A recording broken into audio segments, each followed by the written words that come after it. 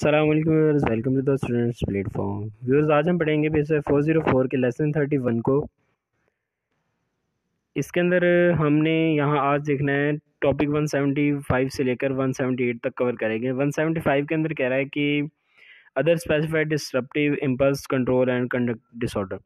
दो चीज़ें यहाँ पे अदर स्पेसिफाइड है और अनस्पेसिफाइड है। आपको एक ट्रिक बताता हूँ, एक रूल बताता हूँ कि आप लोग अगर किसी भी कोई भी डिजीज़ है, हर डिजीज़ के साथ ये चीज़ होती है, ये रिलेटेड है, अदर स्पेसिफाइड और आगे डिजीज़ का नाम होगा या फिर अनस्पेसिफाइड डिजीज़ का नाम होगा। आपको डिजीज़ के बारे में कुछ भी नहीं पता ना, एक कॉमन डेफिनेशन जो है ना, आप इन दोनों की याद कर लीजिए जो मैं भी आपको बताऊंगा। अदर स्पेसिफाइड में ये है कि इसमें बंदा जो है उसमें बीमारी के तमाम सिम्टम्स मौजूद होते हैं लेकिन फुल फ्लैज नहीं होते हैं, बिल्कुल क्लियर नहीं होते वो, इसलिए इसे हम बीमारी को other specified disruptive impulse control conduct disorder कह देते हैं।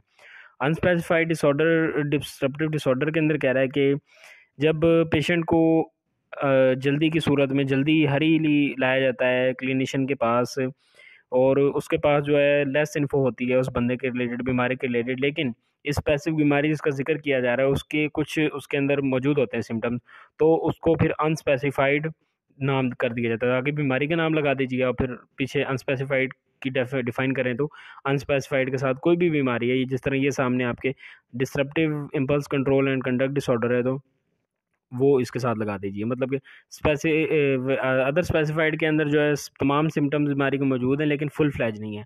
अनस्पेसिफाइड के अंदर सिम्टम्स मौजूद हैं, कुछ सिम्टम्स, लेकिन अभी तक क्लियर नहीं हुआ क्योंकि पेशेंट को अभी तक कंप्लीट मुआयना नहीं किया गया उसको, इसलिए उसको अनस्पेसिफाइड का हम नाम देते हैं। 176 टॉपिक है etiology of disruptive impulse control and conduct disorder. Conduct disorder की इटियोलॉजी क्या है कि इसमें कह रहा है कि जेनेटिक्स रीजंस होती हो सकती हैं, बायोलॉजिकल फैक्टर हो सकते हैं, due to injury of specific part of brain. नशा करने वाले लोगों में ये अक्सर बीमारी पैदा होती है।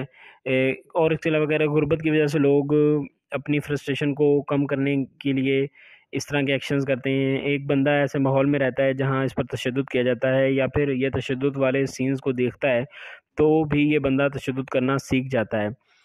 इसके अलावा कह रहा है कि फैमिली कन्फ्लिक्ट्स हैं, पेरेंटिंग स्टाइल इस तरह का है कि बच्चे को प्रॉपर सुपरविजन नहीं दी जाती, बच्चे का ख्याल नहीं किया जाता, छोटी छोटी बात पर सज़ा दी जाती है, इसको सही तरह सुपरवाइज नहीं करते माँ बाप। अगर बच्चे के पेरेंट खुद भी इन डिसऑर्डर्स के शिकार हों, वो खुद एंटी सोशल हैं, बात बात पर गुस्सा करते हैं, आपस में लड़ते हैं, लोगों के साथ बुरी तरह पेश आते हैं, तो भी बच्चों में ये डिसऑर्डर्स पैदा होने के चांसेस बढ़ जाते हैं। टॉपिक 177 है इटियोलॉजी ऑफ ओपोजिशनल डेफिएंट डिसऑर्डर। इसमें कह रहा है कि पर्सनल फैक्टर्स के अंदर कह रहा है नेबल टू रेगुलेट इमोशंस। इसमें बंदे को पता नहीं चलता कि कब वो अपनी खुशी का इजहार करे, कब वो अपने गुस्से को इजहार करे और किस हद तक करे। एनवायरमेंटल फैक्टर्स के अंदर है ऐसे बच्चे जिनके साथ सख्ती से बिहेव किया जाता है वो इस बीमारी का शिकार जल्दी हो जाते हैं। जेनेटिक्स होता है, फिजियोलॉजिकल इश्यूज हैं, एबनॉर्मलिटी इन प्रीफ्रंटल लूब हो गया, प्रीफ्रंटल कॉर्टेक्स हो गया, मैगडेला हो गया, या ब्रेन के पार्ट्स हैं स्पेसिफिक, इनके अंदर एबनॉर्मलिटी होती है जिसकी वजह से ये बीमारी कॉज हो सकती है। Etiology of intermittent explosive disorder.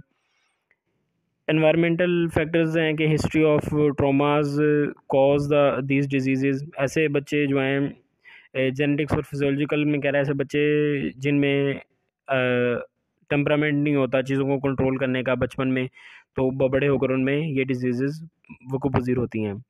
और इसके अलावा आगे टॉपिक नेक्स्ट है हमारा पर्सनल। पर्सनल के अंदर कह रहा है कि पर्सनल में भी सेम वही बात कर रहा है कि जिन बच्चों में अपने टेम्परामेंट को कंट्रोल नहीं कर पाते वो चांसेस हैं कि बड़े होकर में ये डिसऑर्डर पाया जाएगा। 178 के अंदर एटियोलॉजी ऑफ कंडक्ट डिसऑर्डर में कह रहा है कि फैमिली फैक्टर्स वही जो हमने पहले पढ़े थे कि माँ बाप प्रॉपर सुपरविजन नहीं देते करते बच्चों को वो खुद वो कन्फ्लिक्ट्स का शिकार होते हैं, लड़ते झगड़ते हैं बच्चों के सामने, बच्चों को बात बात पर सजा देते हैं जिसकी वजह से इनमें ये डिसऑर्डर्स होते हैं। कम्युनिटी फैक्टर्स हैं कि कम्युनिटी फैक्टर्स के अंदर आ जाता है कि दोस्तों की तरफ से रिजेक्शन, पीयर रिजेक्शन। अगर बच्चे के की कंपनी इस तरह के एक्शंस कर रही है तो बच्चा उनकी सपोर्ट लेने के लिए, उनसे मिलने के लिए भी इस तरह के काम करता है। अगर बच्चे में बच्चा बचपन में तशद्दुद देखता है या खुद फील करता है तो बड़ा होकर भी उसके अंदर ये डिजीज़ पैदा होने के चांसेस ज़्यादा हैं। इसके अलावा जेनेटिक्स और फिजियोलॉजिकल फैक्टर्स हैं। Use of alcohol in excess फिर भी ये बीमारी कॉज हो सकती है। कंडक्ट डिसऑर्डर की इटोलॉजी है कि इटोलॉजी ऑफ क्लेप्टोमेनिया।